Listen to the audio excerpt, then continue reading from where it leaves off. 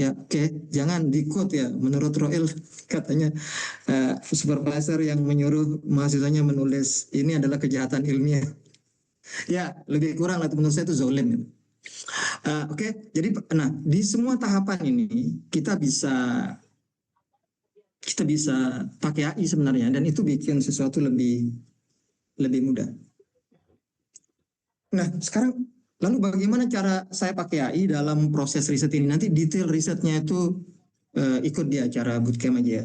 Sekarang pengantar aja. Lalu bagaimana cara kita pakai AI ini? Jadi kita pakai AI ini sebenarnya mudah dan model sekarang itu jauh lebih bagus. Model sekarang itu 5.4 itu jauh lebih bagus sehingga mungkin tidak akan sepanjang demo yang saya kasih. Nanti saya akan kasih demo itu demonya itu cara lama. Cara baru itu lebih cepat. Oke, lebih cepat. Dia sekarang level halusinasinya itu rendah sekali. Nah, ada miskonsepsi tentang pemakaian AI. Nah, dan ini menjadi kendala 90% mungkin orang pakai AI. Jadi dia langsung pakai AI itu untuk tanya. Oke. Dia langsung pakai AI itu tanya. Padahal AI-nya itu sendiri bilang di sini ChatGPT can make mistake. Kecil tulisannya itu. Oke. ChatGPT can make mistakes. Jadi tidak ada yang bertanggung dia nggak akan bertanggung jawab kalau informasi yang kita ambil itu nanti salah. Kalau informasinya salah yang bertanggung jawab ya kita. Dia cuma ngasih respon aja. Oke. Nah itu kesalahan ininya dan jadi menggunakan AI sebagai sumber informasi. Kenapa pakai AI dipertanyakan, pakai Google tidak dipertanyakan? Jadi perbedaan esensial dari penggunaan ChatGPT, generatif AI, dibandingkan dengan Google itu simple. Kalau kita googling, dia memberikan kita tuh daftar dari mana informasi yang kita mau itu bisa didapatkan. Jadi dari sana kita sudah melakukan verifikasi, oh ini websitenya apa, apakah ini dari sumber yang terpercaya atau tidak gitu. Sementara AI dia memberikan langsung jawabannya tanpa dia nyebut, kecuali kita minta ya, ada caranya ya, itu diminta untuk ngasih tahu verifikasinya. Nah kemudian ada juga miskonsepsi yang kedua bahwa kita itu berasumsi seolah-olah ketika kita memberikan perintah AI itu paham yang kita mau apa. Padahal AI itu sama dengan kalau Bapak Ibu dengar saya ngomong, bisa juga salah paham kan? Walaupun kita sama-sama Homo sapiens, sama-sama makhluk yang berpikir. Kalau kita komunikasi juga akan ada miskomunikasi. Nah itu ada asumsi bahwa AI itu tahu gitu. Nah ini yang perlu kita minimalkan. Oke, kita minimalkan miskomunikasi penggunaan AI. Jadi AI itu kesannya nggak benar-benar mengerti gitu. Nah kemudian seringkali kualitas dari apapun yang kita minta itu berbanding lurus dengan bagaimana kita mintanya. Jadi kualitas prompt istilahnya. Nah biasanya semakin spesifik prompt, semakin relevan hasilnya. Jadi semakin dekat dengan apa yang kita mau. Oke. Jadi jangan bertanya tapi berikan instruksi. Jadi dia tuh bekerja buat saya, jadi asisten. Dan skill prompting ini menurut saya skill abad sekarang, eranya AI ini. Jadi kalau mau hidup jadi mudah dan waktu lebih berkualitas, kerja menggunakan AI, belajar kuasai prompt dengan baik. Saya selalu bilang bahwa AI itu memuliakan dosen karena dengan AI pekerjaan yang tadinya 2 minggu, saya biasanya kalau nulis artikel itu 40 jam ya, 1 minggu penuh. Itu bisa selesai dalam waktu 1 jam. Jadi saya punya waktu 39 jam lain untuk hal yang berkualitas. Kita Kenapa dosen asosiasinya tuh sibuk ya. Jadi sekarang karena nulis itu cepat, bikin proposal itu ada 39 jam lain bisa dipakai untuk mikir, untuk healing, untuk ngafe gitu. Oke. Nah itu Itulah kenapa saya bilang bahwa AI itu memuliakan akademisi. Sehingga orang yang sudah sekolah sampai belasan tahun sebagai akademisi itu disuruh kerja pakai otak, bukan pakai otot. Wah, dosen pakai otot, kerja banyak harus gini harus gitu. Nah sekarang yang tadi otot itu harus ngecek satu-satu apa segala macam itu bisa dibantu AI. Nah tadi akan slide ini. Jadi ada satu hal yang ini. Jadi nanti ketika dalam ngeprom itu sebenarnya nggak harus panjang. Jadi artikel fundamental yang ditulis oleh tim dari ChatGPT itu judulnya ini, Attention is all you need. Jadi bagaimana caranya kita menggunakan keyword-keyword tertentu dalam prompting supaya hasilnya itu dekat dengan yang kita mau. Nah, ini ada tim dari Google itu nulis artikel yang menjadi dasar sebenarnya regeneratif AI ini. Attention is all you need. Bagaimana caranya kita generate prompt supaya attentionnya itu bagus, jadi dekat dengan yang kita mau. Nah kemudian saya sendiri pakai ChatGPT. Kalau mau pakai platform lain juga silakan. Nah, ChatGPT ini, modelnya itu selalu berkembang. Saya ingat sekali, saya pernah ada workshop offline di Bandung. Jadi ada perubahan model di malam jadi 18. Tanggal 17 malam itu ada update model. 18 kegiatan workshop. Besok paginya pas workshop tuh promnya nggak bisa. Jadi model baru kita mesti pelajari behaviornya seperti apa sehingga kita bikin promnya tuh betul. Oke, yang sebelah kanan itu ada banyak model, nanti saya buka ya. Nah kemudian yang penting itu ada banyak jenis akun, ada yang free, ada yang plus. Ini jenis akun yang tidak aman. Kalau ada yang concern sama security, free sama plus itu aman. Sementara ChatGPT yang dari Ebismark itu bisnis. Kemudian ada juga enterprise, ada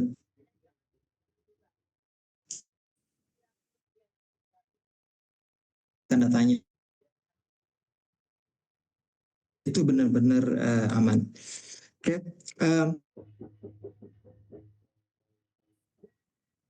Oke. Nah di bawah sini misal ini kelihatan nggak ya? OpenAI does not use Ebismark workspace data to train its model. Jadi datanya tuh nggak akan dipakai sama ChatGPT. Ada pernah hari itu bocor data segala macam itu biasanya akun yang free dan plus. Jadi kalau mau benar-benar secure sama data silahkan gunakan GPT Teams atau GPT Business lah. Ini GPT Business. Ini yang GPT yang di Ebismark. Ini model. Kemudian model ini ada banyak kastanya ya. Ada Instant, Thinking Pro, nanti saya tunjukkan apa bedanya. Thinking ini ada dua. Ada Thinking yang standar, ada Thinking yang extended. Jadi kastanya model itu ada 4, 1, 2, 3, 4. Kemudian versinya ada macam-macam. Ini versi yang terbaru itu 5.4 Thinking, kemudian Pro 5. Ini versi yang terbaru. Kemudian versi yang sebelumnya itu ada 52 juga ada Instant Thinking Pro, ada 50. Banyak betul ini, apa bedanya kan gitu pertanyaan. Oke. Ada banyak lah jenis model ini. Kemudian di luar ini juga ada banyak. Ada lagi namanya company knowledge, kita bisa bikin deep research, kemudian ada AI agent, Canvas. Oke, bedanya nanti saya akan, saya terangkan sekarang ya. Canvas itu satu-satu ya, saya coba dari depan aja. Sebagian nanti saya akan praktekkan ya. Jadi Canvas itu adalah interface yang digunakan oleh GPT untuk memberikan respon, di mana kita bisa mengedit responnya. Project kita bisa bikin semacam folder. Jadi kalau punya akun sendiri itu saya bikin folder. Jadi kita bisa sharing chat kalau mau kolaborasi. Kemudian ada namanya custom GPT.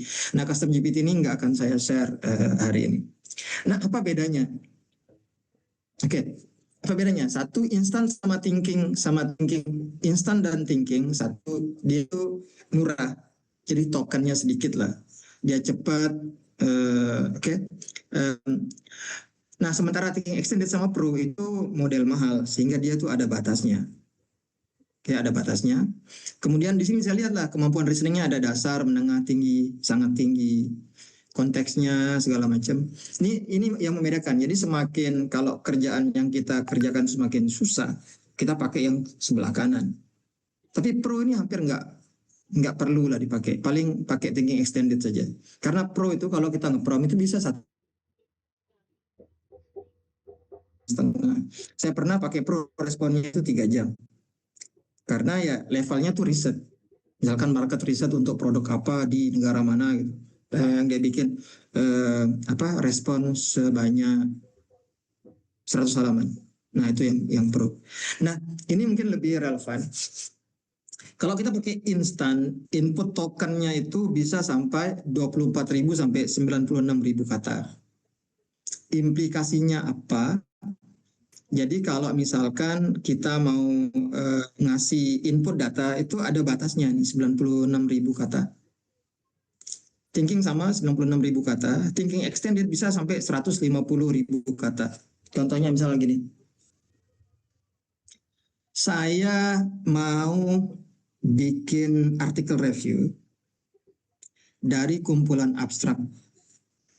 Nah, abstraknya itu ada 300 artikel. 300 artikel atau ada 500 artikel. Nah, 500 artikel kalau masuk di thinking dia nggak bisa karena dia terlalu sedikit. Dia bisa masuknya di thinking extended. Nah, dia bisa generate sebuah review lah. Kemudian outputnya kalau pakai instan itu 1.000 sampai 4.000 kata, thinking 4.000 sampai 8.000 kata. Jadi thinking itu sebenarnya saya bisa menggunakan thinking nulis satu artikel.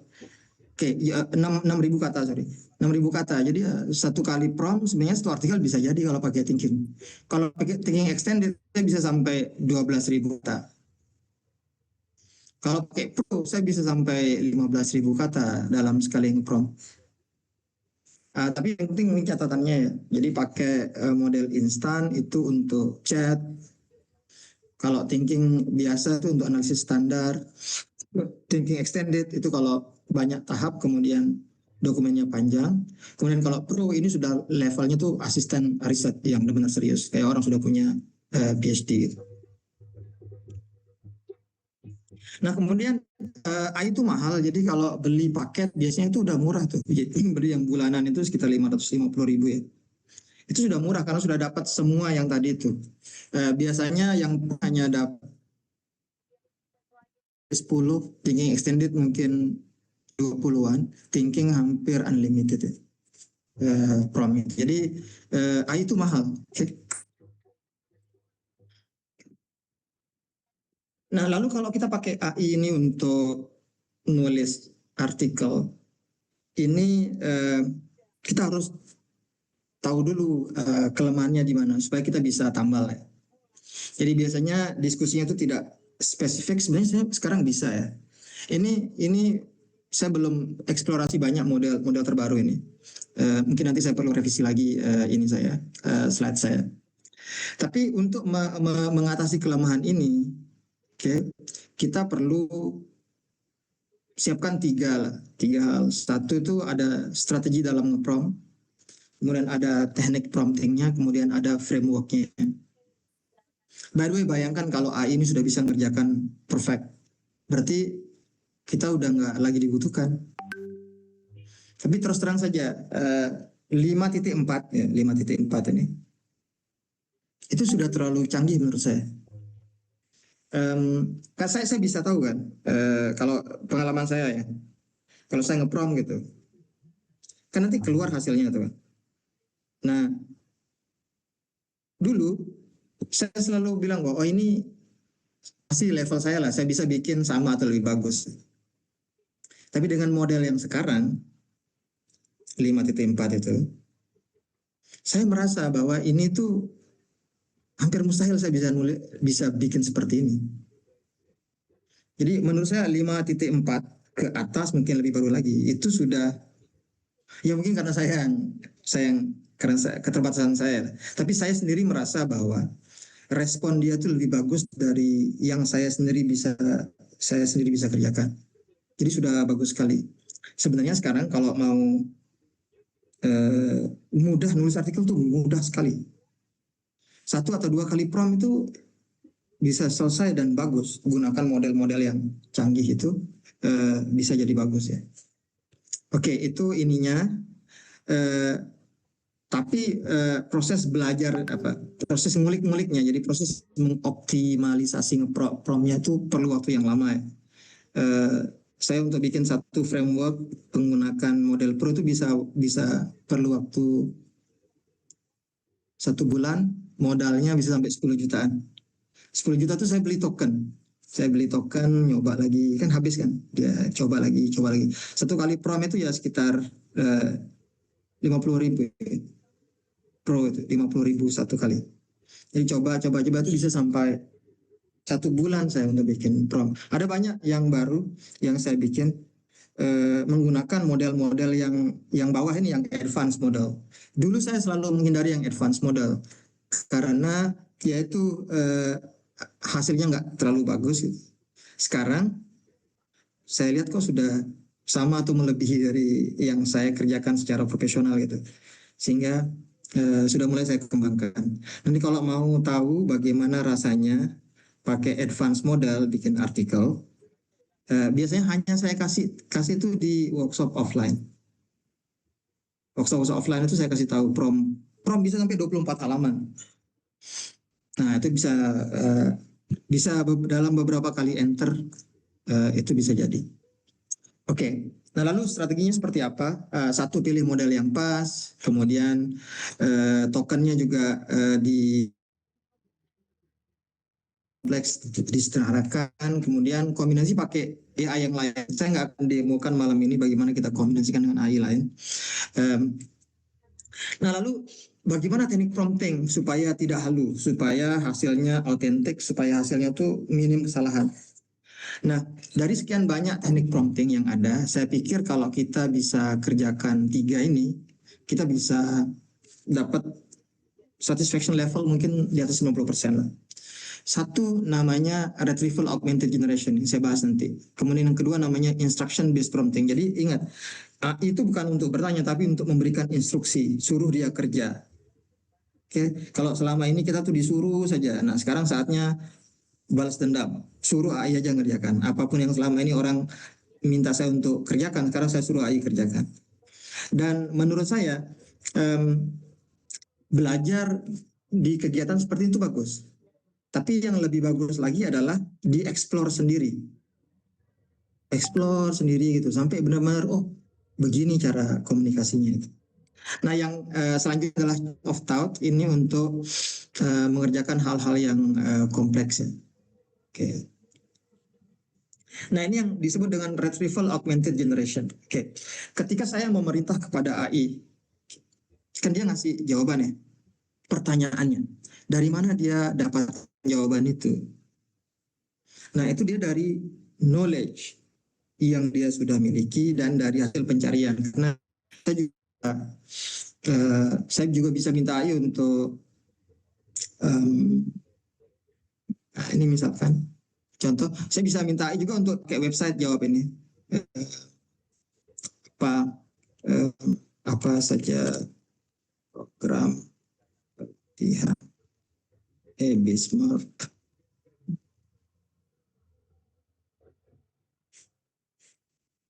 Nah, ini saya minta search, dia pakai website. Nah, keluarlah ini free webinar terdekat. Nih, Kupentas, bukan. Dia pakai sumbernya ini kan ada dari Linktree, ada dari ini, ada dari mana gitu. Oke, ini ada program-programnya, workshop. Nah, ini dia bisa ngasih sumber ini, ya, tapi tetap perlu diverifikasi. Oke, nah kadang-kadang dia dari knowledge, kadang-kadang dia nyari dari sumber. Kalau yang tadi itu saya minta dia, oke, nyari dari website. Nah, akhirnya dia sekarang jawabannya dia selalu ngasih ini. Oh, dia bisa sumbernya dari. Jadi ini sumbernya dari mana? Ini in-house training, custom, dari mana sumbernya? Tuh dia masuk, dia bisa nyari. Tapi kalau kita minta dari yang tadi, kalau kita tidak menggunakan ini, kita tidak aktifkan search-nya. Kalau kita tidak aktifkan, ya nanti sumbernya dari pengetahuan yang dia ketahui sebelumnya, yang sudah baca sebelumnya gitu.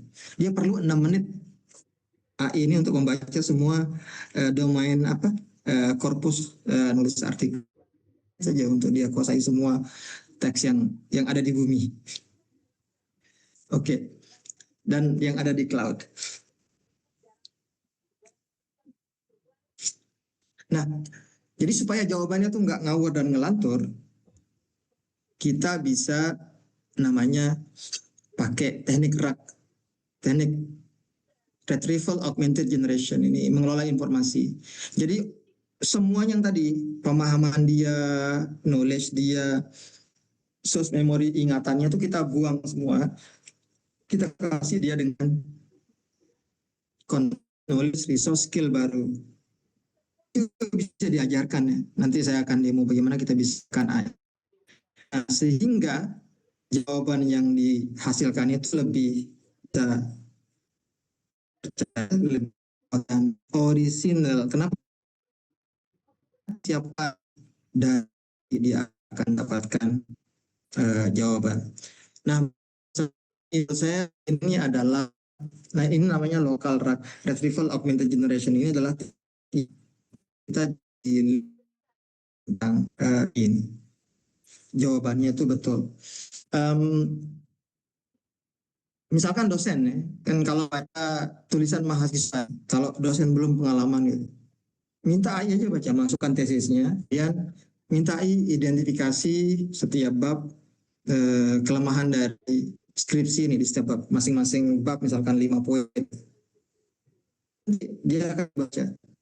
Nah kalau mau nguji lebih cepat kan, oke kita baca, terus jawaban hasilnya keluar, terus ini benar, ini mana yang sesuai dengan kita sesuaikan. Jawab,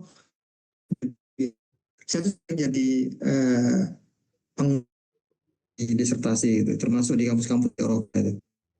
Biasanya dulu kalau baca itu bisa sampai satu persatu gitu. Sekarang AI, jadi saya minta AI melakukan akses, kemudian hasil, nah itu yang saya validasi satu, oh iya, oh iya, oh iya. Nah tinggal saya ngambil mana yang saya setuju, jadi lebih cepat. Oke, nah, jadi yang tadinya proses berminggu-minggu itu bisa jadi hanya aja. Nanti ada masih satu SK, berapa SK untuk belajar tentang bagaimana action. Tapi intinya adalah kita bikin perintahnya itu. Chain of itu di tahap kedua apa, tahap ketiga apa gitu. Nanti mungkin paham kalau sudah lihat contohnya di demo ya. Nah ini slide penting menurut saya. Jadi saya mungkin akan elaborasi sedikit. Jadi bayangkan kita punya input output diagram ya. Jadi saya ingin misalkan bikin artikel, keluarannya sebuah artikel. Apa input awalnya? Oh, berarti mesti ada substansi yang mau ditulis apa? Mesti tahu judulnya, mesti tahu temanya, mesti tahu apanya. Kemudian dalam artikel itu juga mesti ada data. Di dalam bahan artikel itu adalah ada pernyataan literatur. Jadi pernyataan yang akan disitasi. Nah, bahan-bahan ini kita siapkan, kemudian kita masukkan dalam AI itu, kemudian diproses menggunakan namanya yang tadi teknik prompting itu. Di prompt, dikasih input tambahan, apa misalkan ada banyak lah input tambahannya. Nah lalu jadi luaran artikel. Oke. Nah itu proses berpikirnya. Jadi setiap kita mau misalkan menulis proposal gitu, oh ini proposal, saya menulis apa? Saya menulis proposal. Nah proposal yang mau tulis seperti apa? Mereka menulis proposal. Nah, contohnya seperti apa? Nah, itu mesti kita tahu. Jadi kita tidak mungkin bisa membuat sesuatu yang kita nggak tahu. Mustahil. Nggak bisa kita bikin sesuatu yang kita nggak tahu. Mesti kita tahu itu apa. Contohnya misalkan, eh, saya disuruh, Bapak Ibu saya suruh masak misalkan, apa yang di Lombok ini. Bapak Ibu disuruh, saya minta masak petis panas lah. Ini masakan dari kampung saya ini. Petis panas dari Lombok gitu. Dikasih bahannya, dikasih resepnya gitu. Nah pertanyaannya kan nanti kalau nggak pernah tahu, dia bikin sesuai dengan yang kemudian di makanan. Pertanyaannya kan benar nggak sih itu makanan yang dihasil itu petis panas? Kan nggak tahu, dia mesti tahu. Kita mesti tahu hasil yang kita inginkan itu apa. Nah ini yang sebenarnya membuat meskipun ada AI itu tidak menihilkan bahwa saya nggak perlu tahu lagi artikel artikel itu seperti apa. Salah justru. Jadi kita mesti tahu betul artikel yang bagus seperti apa sehingga dipakai. Tahu saya tahu hasilnya itu betul. Ya, jadi objeknya mau masak juga kalau hanya tuntas meskipun sama hasilnya lain-lain. Ya, dan itu saya tuh saya tuh kesel dalam satu hal kesel itu kenapa? Karena kadang-kadang model itu kan update beberapa bulan ya, dalam 2 bulan 3 bulan gitu. Sementara model yang ada itu belum saya kuasai betul, keluarlah model baru. Jadi memang perlu waktu gitu dan sering pakai. Gitu. Oke. Nah lalu kalau kita sekarang mau menerapkan teknik ini dalam menulis, bagaimana caranya? Jadi sebenarnya dia bisa diterapkan di semua tahap. Dari pre-writing, drafting, revising, editing semua ya. Di semua tahap bisa. AI bisa dipakai untuk menerjemahkan. Jadi kalau inputnya bahasa Inggris, nggak apa, itu ngerti. Tapi nggak bisa bedakan mana bahasa lah. Dia bisa switch ke dalam bahasa apapun. 160-an bahasa kan. Nah, jadi kalau misalkan bahasa Inggris saya kurang kurang bagus itu, saya bikin dulu dalam bahasa Indonesia, kemudian nanti dimasukin ke bahasa Inggris ya bisa, silakan. Oke, atau dari gaya penulisan. Saya nggak bisa nulis, saya hanya bisa nulis, saya bisa nulis chat, saya chatting di sini bisa gitu. Tapi kalau nulis artikel nggak bisa. Ya, AI bisa rubah tone-nya, gayanya menjadi ilmiah dan formal. AI juga bisa membantu menganalisis logiknya, dia bisa merangkum, menyimpulkan. Kemudian strategi bisa banyak ya, bisa nulis ulang tambah literatur, ya ada banyak lah, dan bisa ditekuni ini kalau mengikuti kegiatan workshop ya. Nah sekarang kalau saya mau pakai AI untuk nulis, oke, kita mesti tahu dulu mekanik, mekanika di balik proses penulisan. Jadi ada apa di sana? Oke. Nomor satu, jadi ingat nulis itu tujuannya untuk memberikan kontribusi ilmiah. Jadi orang-orang yang bisa memberikan kontribusi ilmu pengetahuan, dia dikasih gelar ilmuwan. Jadi balik di sana. Nah, proses logiknya itu, nah artikel itu ada dua, jadi ada jiwa dan ada raganya. Jiwanya itu, raganya itu adalah yang kelihatan. Ada judul, ada abstrak, introduction, metodologi, result, conclusion. Ini formnya, ini bentuk jasadnya. Tapi di dalam jiwanya itu ada namanya logical argument.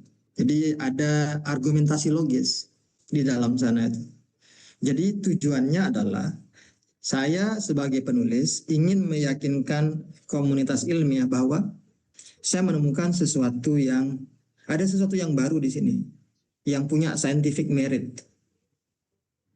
Nah, karena AI itu dia perlu sesuatu, jadi dia tuh kalau dalam bahasa Arab itu minaz zulumati ilan nur. Jadi ini sebelah kanannya garis ini tuh gelap dia sebenarnya ini, nggak ada yang tahu kan. Kemudian yang sebelah kiri ini tahu, jadi dia cahaya. Jadi kalau dalam hal yang scientific, dalam konteks scientific research, penelitian itu mencerahkan. Penelitian itu merubah dari kegelapan menjadi cahaya. Minaz zulumat ila nur. Dari kegelapan menjadi cahaya. Nah, apa cahayanya ini? Yang pertanyaannya itu. Nah, kita mulai dari, karena nggak ada yang tahu di kegelapan ini. Kita mulai dari menduga-duga. Nah, menduga-duga itu namanya proses hipotesis. Oke, kita develop hipotesis. Nah, hipotesis itu nggak ada yang eksplisit di beberapa artikel sosial. eh, itu dia harus nyebut hipotesisnya 1, 2, 3, 4 gitu. Tapi di artikel-artikel sains itu nggak perlu ditulis hipotesis itu. Hipotesis itu bisa dikemukakan secara eksplisit, bisa dikemukakan secara implisit. Biasanya sebagian besar itu implisit. Ada hipotesis. Nah, proses hipotesis ini kan perlu dibuktikan. Buktikan ini proses riset tadi. Jadi kita kumpulkan data, kumpulkan evidence, okay, untuk membuktikan bahwa hipotesis kita benar. Jadi apa yang tadinya itu orang belum tahu, sekarang jadi tahu gitu. Tadi minaz zulumat ilan nur. Nah, ini aspek apa namanya? Kalau yang kanan tadi jiwanya. Nah, jadi intinya, jadi orang bisa bikin hipotesis apa saja. Misalkan di bulan itu ada, dulu kalau saya kecil itu kan ada orang lagi, ibu-ibu lagi kasih makan anjing bersama 2 anaknya katanya. Di bulan itu. Ya sampai, dia bisa berhipotesis sampai terbukti salah kan. Ada orang ke bulan ternyata di sana nggak ada apa-apa. Nah, jadi kuncinya adalah data. Nah, kalau padukan data ini dengan hipotesis tadi, nah ini yang saya bilang research note. Ini yang menjadi bahan kita menulis sebenarnya. Ya, ini prosesnya ya, mekanik di balik nulis. Dan ini sebelum kita mulai nulis gitu, kita sudah siapkan. Nah, kalau kita siapkan, jadi nanti ada bab 1 pendahuluan, ada judul, konteks, hipotesis, tujuan, kita masukin ini. Oke. Nah, semakin detail inputnya, makin detail input yang kita kasih, semakin bagus. Jadi semakin autentik hasil. Karena nanti kalau kita tidak sediakan informasinya di AI, entah dari mana dia ngambilnya. Kemudian yang kedua bahannya adalah literatur yang ini. Karena kalau nulis itu masih pakai literatur. Kenapa pakai literatur? Nantilah saya jelaskan kapan-kapan. Kita mesti kalau bisa siapkan sendiri. Oke, siapkan sendiri. Nah, ini beberapa tips dalam mempersiapkan kegiatan penelitian. Ini penting bagi yang setelah kegiatan ini nanti mau misalkan beli paket workshop. Ini saya kasih prompt sama materi ini. 1, kalau sebisa mungkin strukturnya kita bikin sendiri 2 level headings. Jadi 1 introduction, 2 metodologi, 2.1, 2.2, 2.3 gitu. 3 result in discussion, 3.1, 3.2 gitu. Bikin sampai 2 level. Kalau ada tabel, kalau ada gambar, itu keterangan tabel sama gambarnya itu dibikin detail. Oke. Data-data eksplisit, data kualitatif, analisis statistik segala macam itu kalau bisa didetailkan. Pengampatannya dibikin rinci, data sebisa mungkin diinterpretasi sendiri, dan penjelasannya. Kemudian poinnya itu banyak tapi pendek-pendek, jangan. Oke, kalau nulis literatur dari jurnal bereputasi, pilih yang baru, cari yang citasinya banyak. Kalau kita tahu target jurnalnya apa, kita ngambil dari sana. Banyak poin tapi pendek. Kalau bisa statement literatur itu ada data kuantitatifnya. Jadi sebisa mungkin nyari sendiri ya. Walaupun di teknik prompting yang saya kembangkan, itu bisa kita minta bantuan AI untuk nyari literatur. Nanti di workshop saya tunjukkan. Nah sekarang saya mau masuk ke materi demo. Jam berapa nih? Oke. Jadi ada banyak rute untuk nulis ya, untuk nulis artikel itu. Jadi ada bahan, prompting, hasil ya. Nah bahannya itu sekarang saya minta dari catatan penelitian dan kutipan literatur. Jadi kita sudah baca ini dari si A, saya mau kutip ini, dari si B saya mau kutip ini, si C saya mau kutip. Kemudian kita akan promptnya secara bertahap, pendahuluan, metode, hasil, kesimpulan, abstrak, kemudian jadi draft. Ini. Nah, ngepromnya itu hanya 7 tahap saja. Biasanya ekstrak substansi dulu, kemudian kerangka. Ini saya skip biasanya karena kita sudah bikin ada 6 kali mana. Kemudian nulis pendahuluan, nulis metodologi, nulis hasil, nulis diskusi, nulis kesimpulan. Nulisnya itu cepat sekali ya. Oke, nah ini saya mau mulai demo. Lalu, oke, bahannya seperti apa? Oke, bahan nulis itu research note.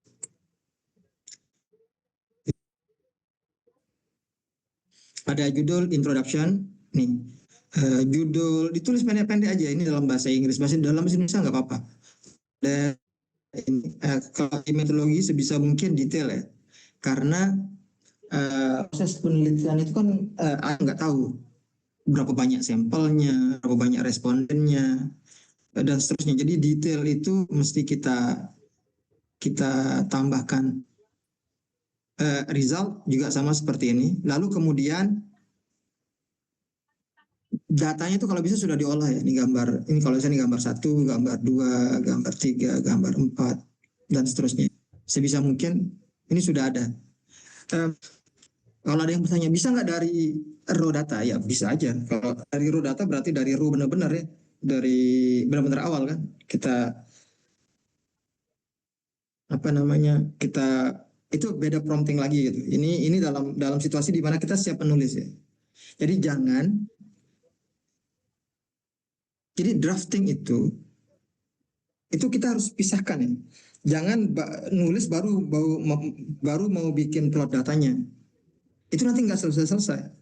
Jadi sebisa mungkin dibikin konsepnya dulu. Kalau cara nulis konvensional itu, dibikin konsepnya dulu, disiapkan datanya, disiapkan visualisasinya, kemudian baru masuk ke tahap nulis. Nah ini bahannya seperti ini yang perlu disiapkan. Nah lalu kemudian di sini ada pernyataan ini yang saya sebut sebagai pernyataan literatur ya ini. Ini FAU 2011 bilang apa, kemudian GODK bilang apa, kemudian Departemen of Water Service bilang apa, dan seterusnya ya. Nah ini saya sebutnya itu literatur statement. Jadi pernyataan, statement itu artinya apa? Statement itu sesuatu yang bisa benar bisa salah. Contohnya saya laki-laki, itu statement. Karena pernyataan saya itu bisa benar bisa salah. Dan oke. Nah, tidak semua statement itu perlu citasi. Jadi dia mesti sesuatu yang memerlukan pembuktian. Makanya dia pakai literatur. Nah, ini yang perlu kita siapkan. Nah, by the way di demo ini saya tunjukkan kalau ini tuh dicari sendiri. Baca artikelnya, kemudian ngambil kutipannya apa yang mau dikutip. Pernyataannya apa. Ada cara lain di mana kita bisa pakai AI untuk bantu nyari. AI untuk bantu nyari, kemudian nanti itu yang kita pakai. Tapi itu di workshop saja. Ini versi ini lebih original. Ini jadi semakin panjang prosesnya, semakin original hasilnya. Karena ini menuntut kita baca sendiri, kita nyari kutipannya dan seterusnya. Nah lalu promptnya,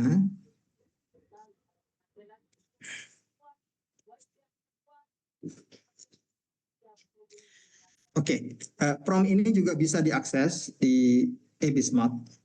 Kayak ada paket webinar kit. Nah, di prompt ini ada prompt B penyelesaian gaya penulisan. Ini yang saya bilang bahwa AI itu bisa diajarkan. Nah, biasanya kalau kita nulis pakai AI, itu nanti ya rasanya tuh bukan saya. Ini rasanya tuh bukan tulisan saya gitu. Aneh banget gitu. Jadi terlalu bagus ini kalau terlalu bagus. Ya, jadi nggak mungkin misalkan kita tuh punya artikel, tapi sepertiga dari kosakata yang ada di sana tuh kita nggak ngerti kan? Nggak mungkin.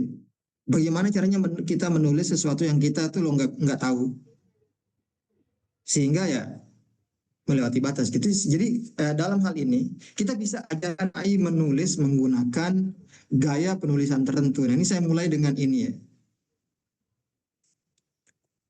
Saya mulai dengan ini. Saya buka demo. Saya ajarkan AI cara menulis. Ini saya dulu biasanya saya pakai auto, tapi sekarang ini saya mau pakai thinking, tapi thinkingnya itu yang standar. Ini model baru ya, saya nggak tahu ini model thinking.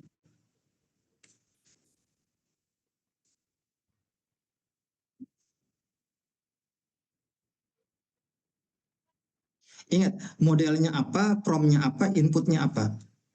Nah, inputnya adalah, saya ingin dia belajar bagaimana cara saya menulis. Jadi saya mau masukkan artikel yang ini artikel saya. Ini artikel saya yang saya tulis. Sebelum ada AI, sebelum ada AI, saya tulis artikel ini. Saya minta dia belajar bagaimana cara saya menulis. Sehingga ketika nanti saya minta dia menulis itu mirip tulisan saya sendiri. Nah ini bagaimana kita bisa collab dengan AI dan kita ajarkan ke AI bagaimana cara menulis yang bagus gitu. Oke, nah ini contohnya saya misalkan ngambil satu saja.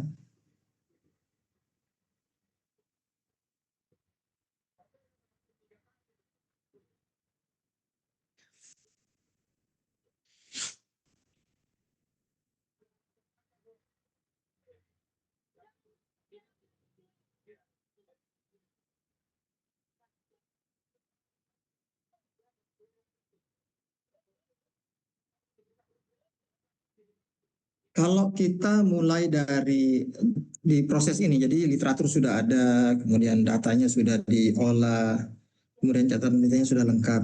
Itu bikin draft itu nggak akan lebih dari 10 menit.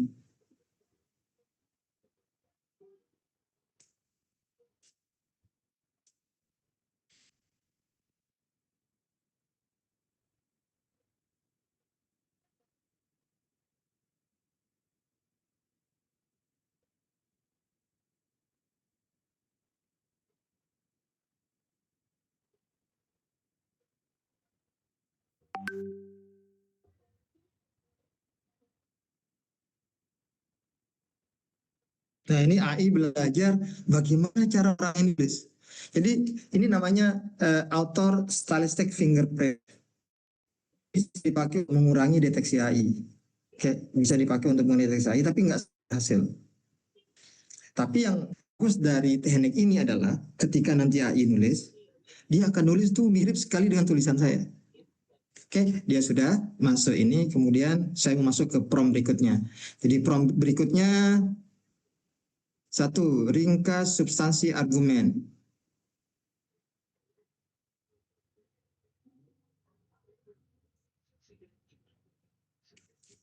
Nah ini kita minta dia untuk menulis substansi argumennya. Jadi mana hipotesisnya, mana ininya dan seterusnya ya.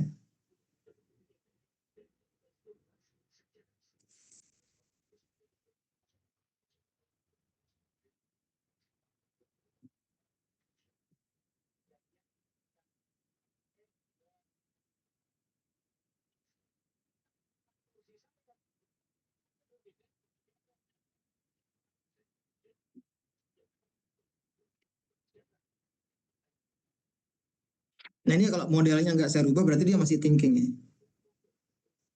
Ini apa? Jadi di tahap awal ini, jadi saya minta AI ini sebelum nulis dia mikir dulu. Dia develop yang ini, yang depan ini. Jadi kita suruh dia mikir tentang wah ini judulnya apa, evidence-nya apa, hipotesisnya apa gitu. Tujuannya itu biar dia tahu nanti ke depan dia keseluruhan artikel itu jiwanya itu yang ini. Jadi substansinya itu yang tadi itu. Problemnya, hipotesisnya. Oke, sudah. Jadi ada hipotesis increasing tannic acid will enhance hydrophilicity, bla bla bla. Itu sudah dapat. Kemudian masuk ke prompt berikutnya.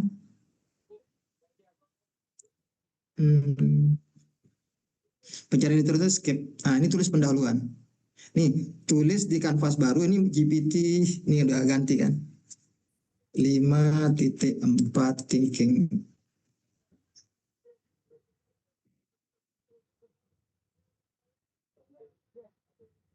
Nah, ini yang saya bilang menggunakan kanvas. Nanti saya akan tunjukkan kenapa ini. Kemudian tinggal kita copy catatan penelitian dengan pernyataan literaturnya. Kita ambil promptnya. Oke, ambil lagi catatan penelitiannya yang dari sini bagian introduction saja.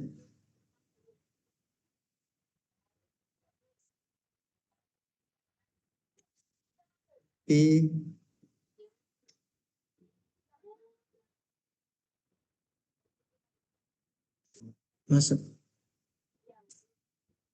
Nah, ini sudah langsung membantu kita menulis introduction. Lalu ini saya siapkan saja bagian prompt berikutnya. Sama juga ini 5.4 out thinking. Ini source. Saya punya materi itu banyak sekali. Jadi kalau ini yang saya update, yang lain betul gitu. Nah, di sini masukkan detail catatan penelitian sama dengan gambar atau tabel kalau ada. Oke, sama statement literatur kita masukkan. Nah, ini dia masukkan. Oke, kemudian kita inputkan dulu bahan yang mau ditulis, apa kan yang mau diproses ini.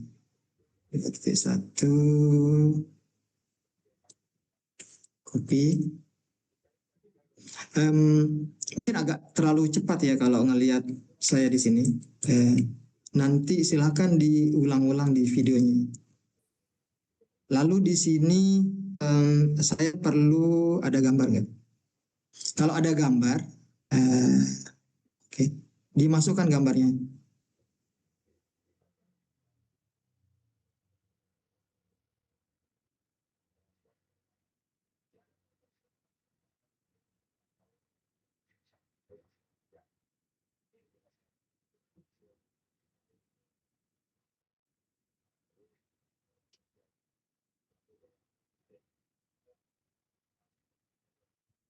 Oke, ada. Saya harusnya ada tapi tadi mana? Hmm.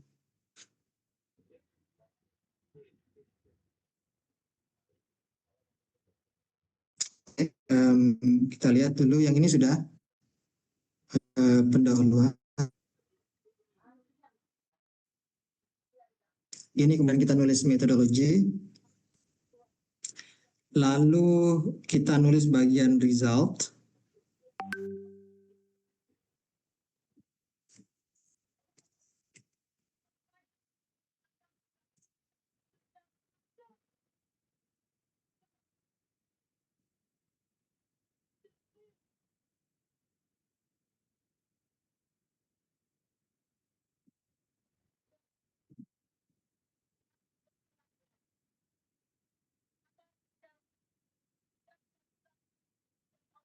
Kita masukkan lagi bahan yang mau ditulis, yang digunakan untuk menulis result.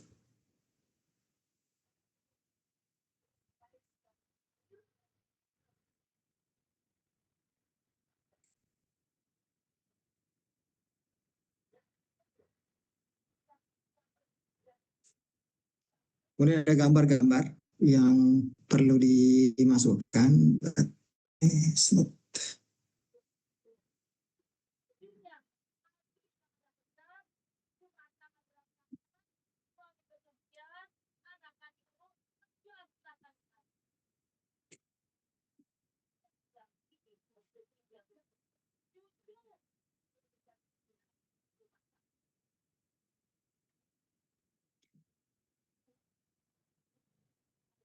Ini jalan.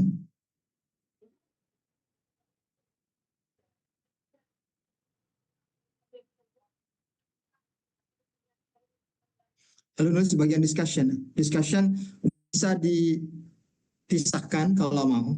Tapi kalau Detail catatan itu nggak ada kan? Ini discussion. Pakai ini aja, ini udah enak sekali ini.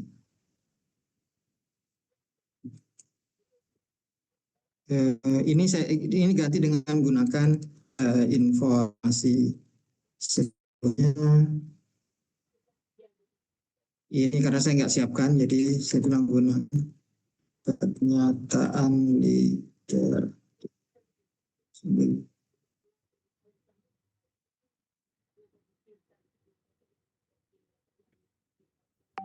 Ini saya sebentar dulu kemana dia. Ini saya ini sudah biasanya kalau ada tanda panah ini sudah bisa berhasil ini jalan. Lalu yang terakhir adalah kita bikin simpulan bla bla bla sampai sini aja lah.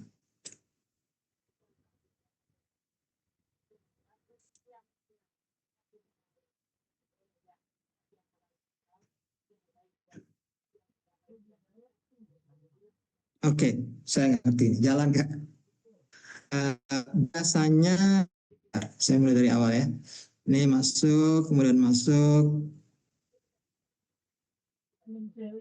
ke yang pertama. Ini kenapa kanvasnya nggak keluar ya?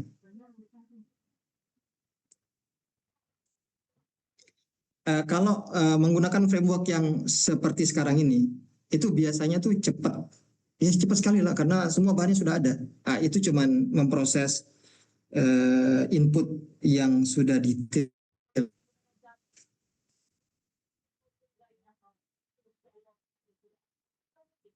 Ini kayak model baru.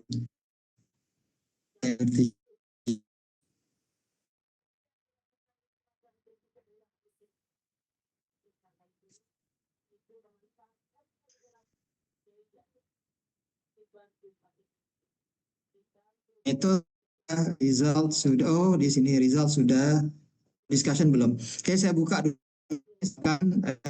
Ini namanya editing. Jadi introduction ini kalau kita klik edit di sini, keluar page baru yang ini merupakan hasil prompting AI tadi. Kita bisa edit. Ini kayaknya belum bisa diedit karena masih belum selesai. Kita tunggu dulu ya. Ini result sudah, discussion belum. Oke, tunggu sebentar lah nulisnya. Jadi kuncinya itu adalah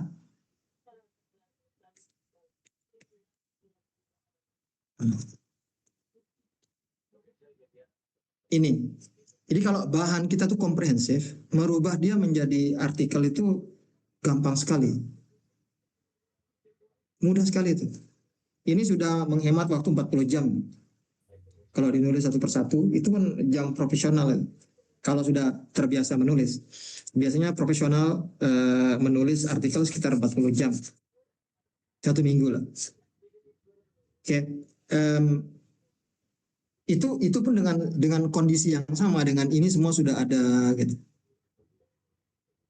Jadi dia sudah sangat cepat sekali dan hasilnya bagus lah. Sudah menulis berapa ya? Hampir berapa ya? 170. Ya hampir 100 artikel yang sudah publish ya dengan bantuan AI. Ini dari peserta pelatihan mungkin sudah ratusan juga yang yang sudah accepted. Lebih lah, itu dari yang saya tahu dia gunakan framework yang seperti ini. Oke, ini sudah jadi conclusionnya. Ini fail to generate. Ini yang diskusi ini belum jadi. Ini saya klik dulu.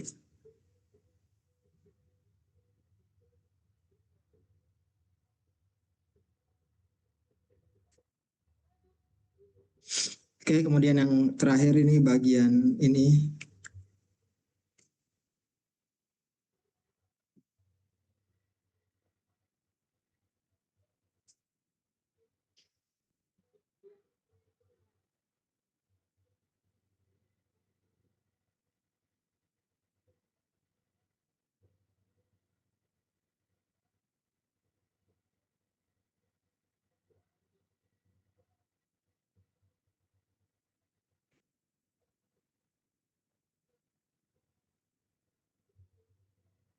um, apa namanya, framework untuk nulis itu dia lain-lain ya. Jadi ini tadi yang kita mulai dari bikin kerangka, siapkan data. Ada yang mulai dari bikin data dulu, kemudian bikin kerangkanya. Ada yang mulai dari sudah ada draftnya gitu. Draft ini mau di makeover, dia lain-lain proses menulisnya gitu. Dan itu perlu waktu ya, perlu waktu. Kalau ada kesempatan ikut saja workshop yang di Ebismark. Jadi workshop Ebismark itu ini ada dua nih. Ada dua, ada yang offline, ada yang online. Jadi kalau ada yang online, ini signature training saya di Ebismark itu yang ini, yang sebelah kiri. Jadi mulai dari generate ide, desain penelitian, analisis olah data, itu sampai submit, persiapan bahan untuk submit. Ini ada 4 pertemuan. Oke, ini ada tanggalnya. Silakan bisa join aja. Kalau saya bilang ini harganya terlalu murah, saya selalu bilang ke Ebismark, kasih biaya terlalu murah. Kalau terlalu murah jadi orang juga biasalah nganggap murahan, jadi skip gitu. Ya udahlah, tapi ya nggak apa. Jadi saya pikir ada orang yang ingin sekali belajar tapi keterbatasan kemampuan finansial. Mungkin kita dapat berkah dari orang ini sajalah.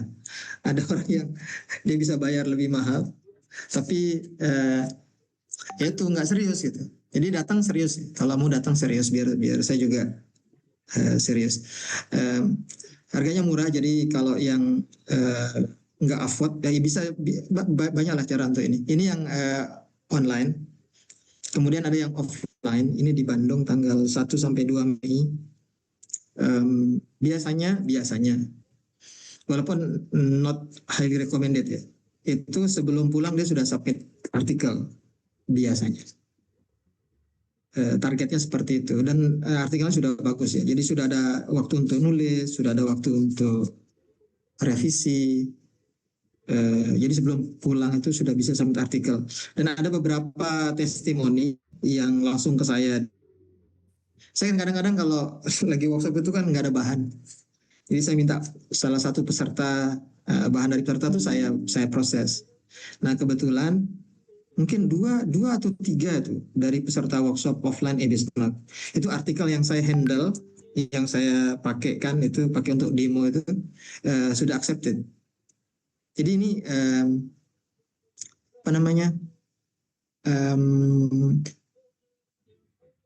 keberhasilan tinggi sekali lah menurut saya. Ini nggak mau melebih-lebihkan.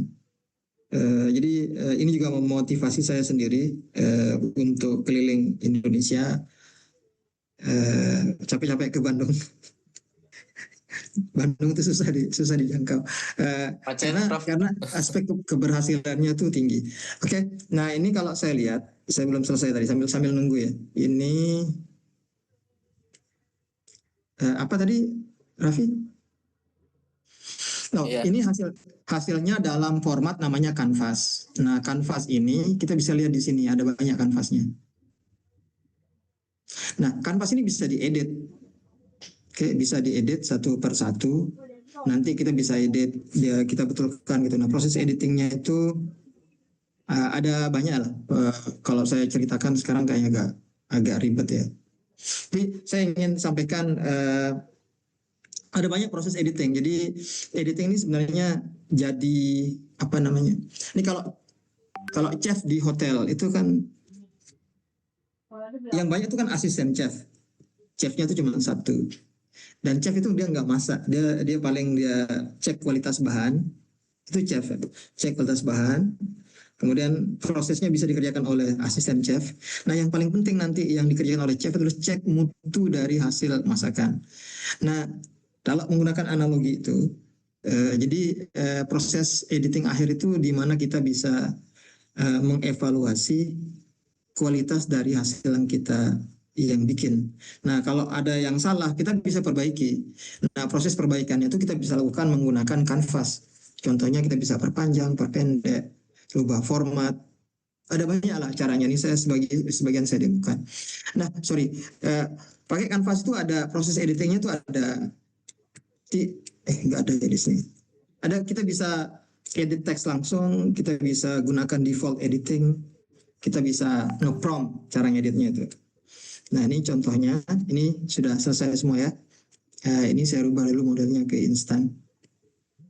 Oke, ini kita bisa bikin ini dari yang hilang ini di mana? Oke, misalkan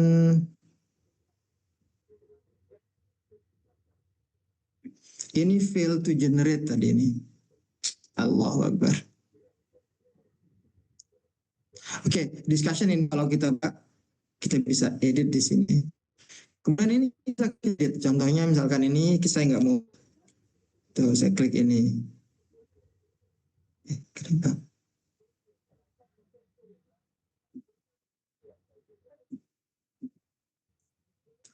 Kemudian ini apa namanya? Misalkan saya bisa nih edit Ask GPT, saya bilang pecah menjadi 5 paragraf. Contohnya lah.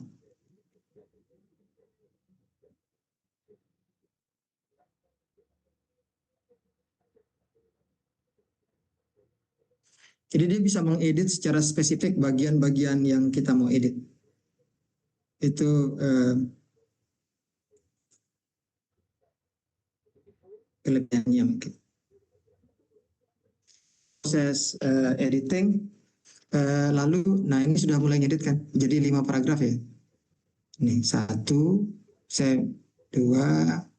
3, 4, tuh 5 paragraf.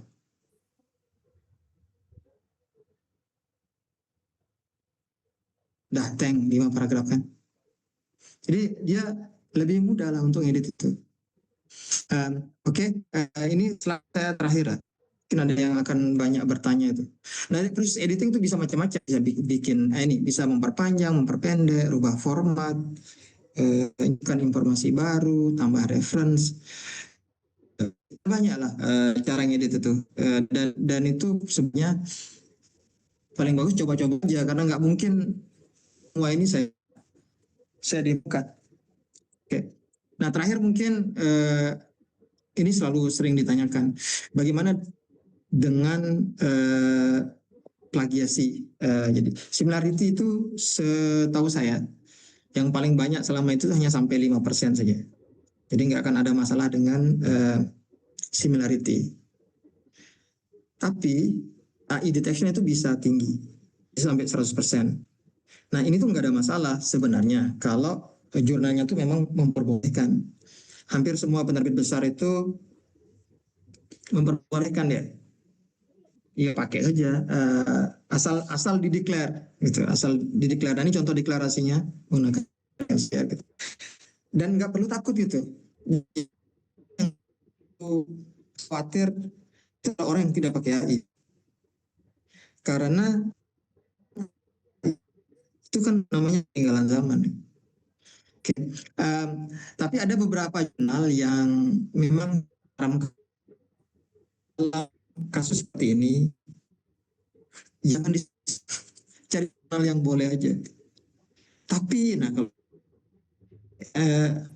nggak boleh gitu. Ya kita bisa pakaiin. Jadi ada AI, ada banyak lah. Yang menurut saya paling mahal itu Humboldt. Humboldt bisa lolos deteksi di semua jurnal. Gitu. Tapi yang dilakukan oleh software-software ini dia bikin tulisannya jadi jelek. Saking jeleknya AI sendiri itu malu kalau itu tulisan AI. Jadi yang penting itu adalah kita sebagai penulis itu mengambil tanggung jawab penuh terhadap isi dari tulisan. Jangan pakai AI. Udah zamannya sekarang semua pakai AI. Hampir semua mahasiswa di kampus-kampus besar, dosen di kampus-kampus besar itu pakai AI. Kalaupun ada yang melarang pakai AI karena tidak semuanya itu berlangganan AI yang bisnis. Kenapa? Karena misalkan untuk mereview artikel biasanya itu dilarang. Tapi sebenarnya bukan memakai AI yang dilarang, karena artikel yang kita review kan belum publish. Kalau saya upload ke GPT, nanti GPT bisa buka ke publik. Nah, tapi GPT yang buka ke publik itu adalah GPT yang jenis subscription yang plus. Kalau pakai yang bisnis ya nggak apa-apa, dia akan ketahuan gitu. Kemudian ada juga menggambar nggak boleh pakai AI. Di zaman dulu awal-awal ketika policy AI dibikin, gambar AI itu memang hancur. Sekarang gambar AI itu lebih bagus daripada desainer profesional.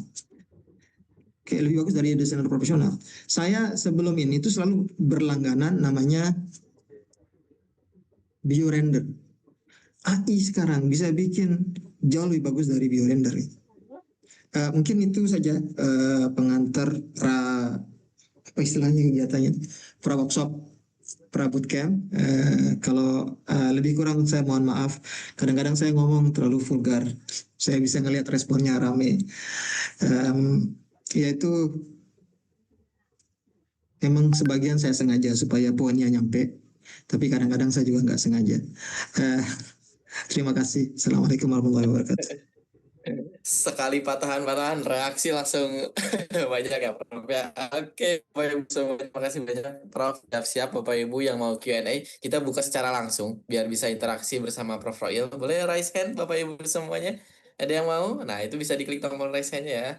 Nah, ini kami mengundang kalau misalnya mau berlanjut ke kegiatan offline ataupun yang mau online ataupun kegiatan offline di sini tapi ikut Zoom seperti para peserta yang ada di layar ini, Bapak Ibu semuanya kami membuka juga kayak gitu ya. Nah, untuk yang memang sudah ikut pelatihan banyak yang gratis tapi cuma kulitnya aja, dengan yang sekarang Bapak Ibu semuanya sudah sama praktek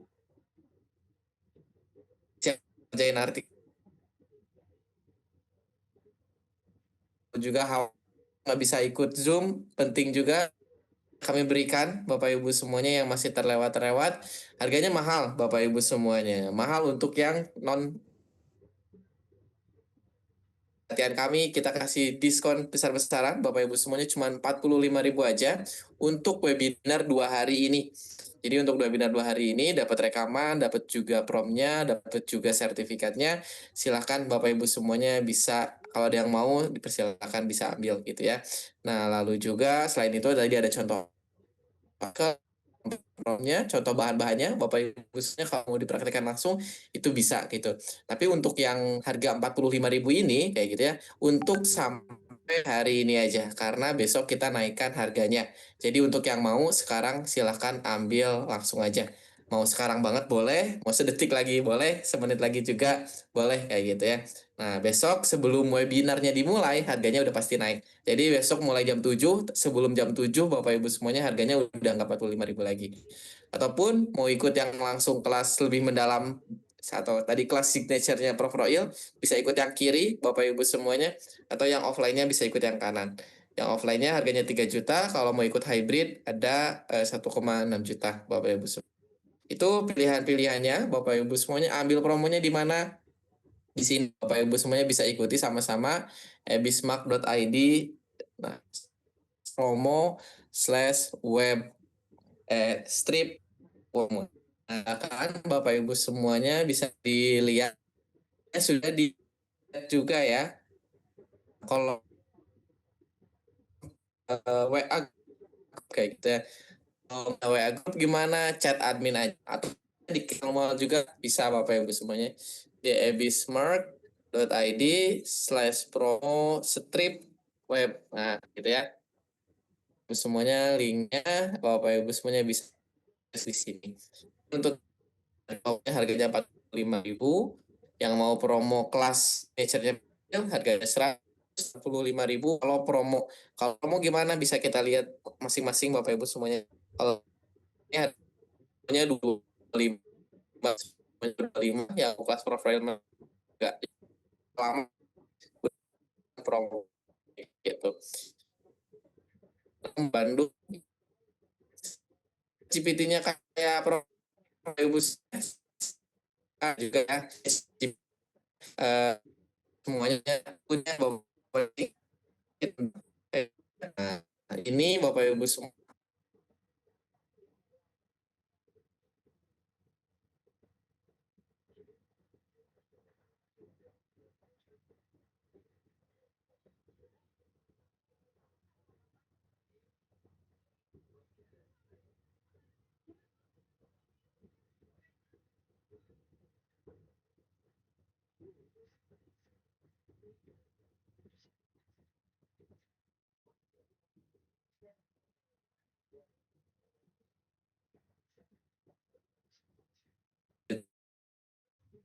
dan pembayaran ya kalau memang sudah ataupun pakai yang lain ada virtual akun atau bisa juga pakai kayak GoPay gitu itu bisa juga.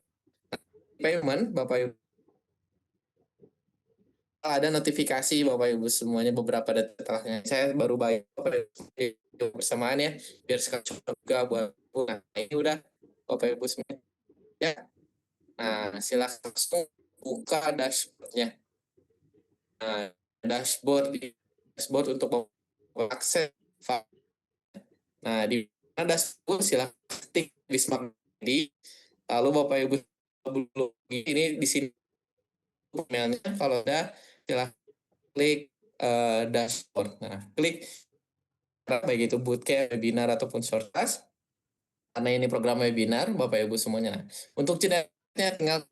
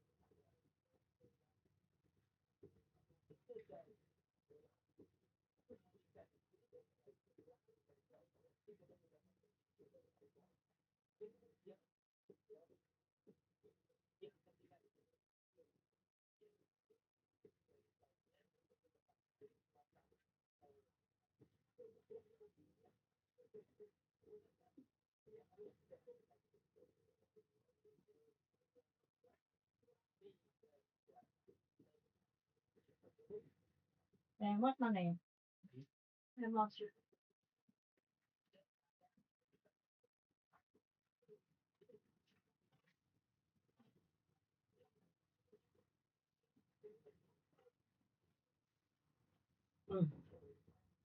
Yang baru katanya mana ini ya? Jadi penyanyi remote. Kok yang ngangkut begini?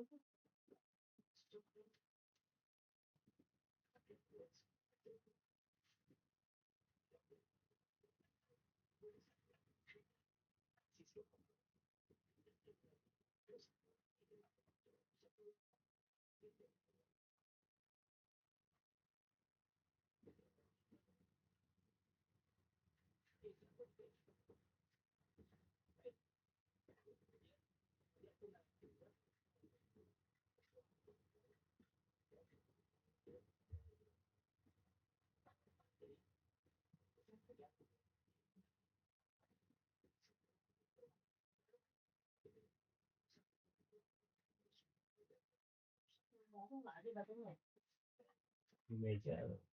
Di meja.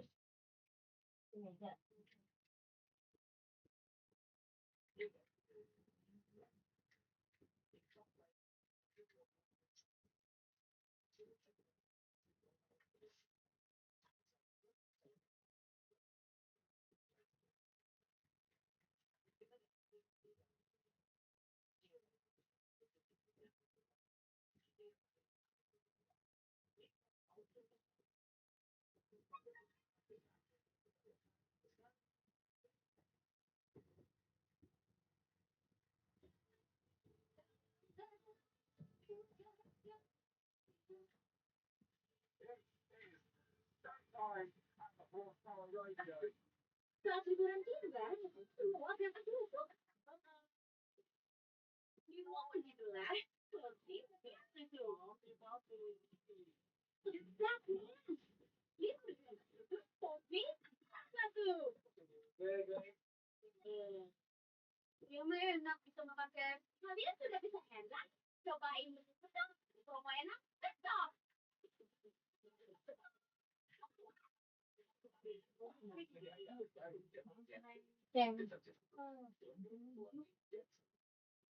Bersih dan rapikan baju dan listrika. Apaan? Cukup satu jatuh jantri itu kan. Deterjen jual jadi satu.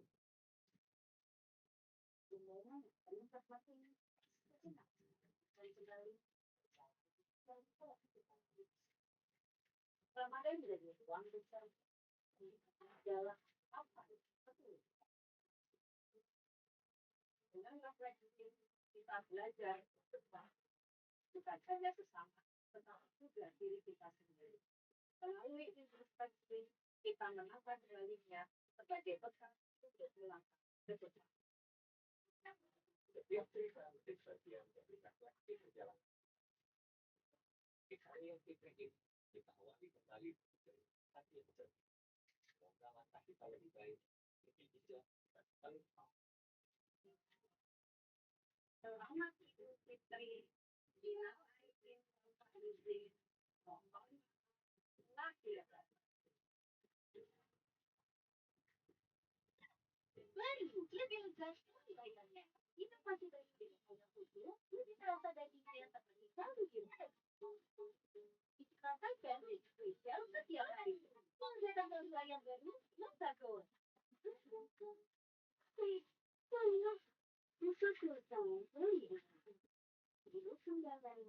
Nikmati sensasi alam, relax, segar, melayar, bosan, memanjakan tubuh dan pikiran.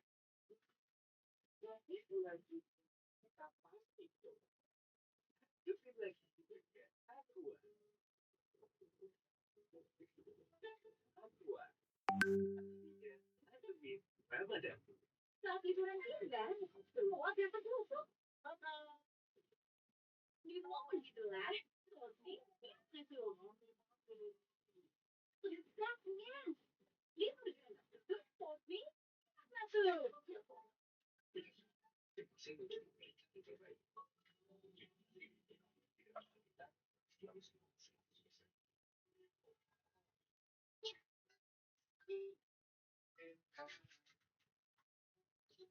Dan yang lebih baik dengan formula Bluetooth dari Caplang untuk bayi. Setiap hari, lembut, lembatin kulit. Wanginya bayiku, pasti nyambung. Caplang kayu putih bayi. Percaya ini bajunya putih itu. Ternyata bapaknya satu orang.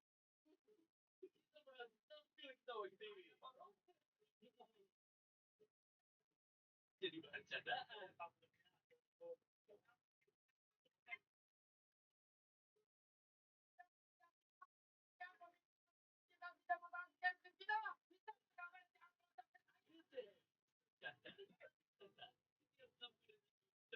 Iklan setuju aja. Cobain teksturnya coklat Silo. Isi krim coklat Italia, khusus coklat filenya, dan tambahan coklat susu. Yang belikan 3 sensasi dengan coklat. Bisa. Ya bisa. Saat liburan tinggal, ambil sebelum. Di rumah gitulah.